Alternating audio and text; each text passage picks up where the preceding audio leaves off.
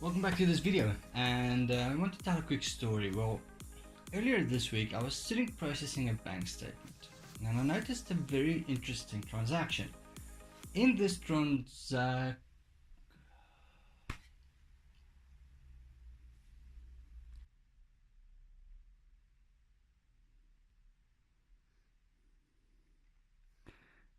transaction, it doesn't even matter.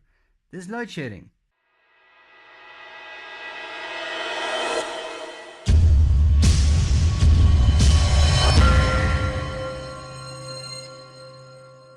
My name is Jacques, this is Taljaard Accounting Services, and today I'll be addressing the very hot topic, or if you can't cook, the cold topic of load shedding.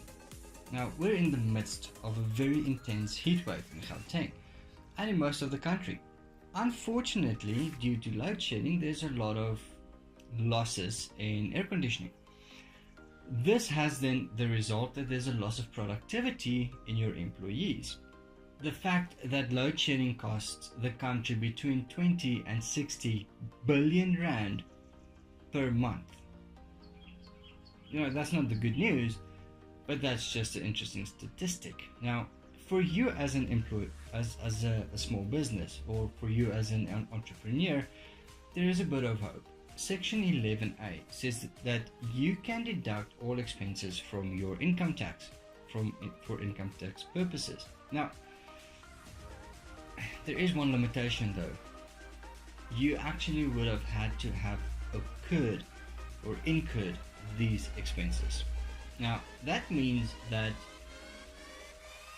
when you incur losses, you did not necessarily incur an expense. So the implication there is that you would have had a reduced amount of turnover due to reduced amount of productivity, but your labor expense would have remained the same, for example, and because of that, your total position is a loss of turnover, loss of sales, loss of production.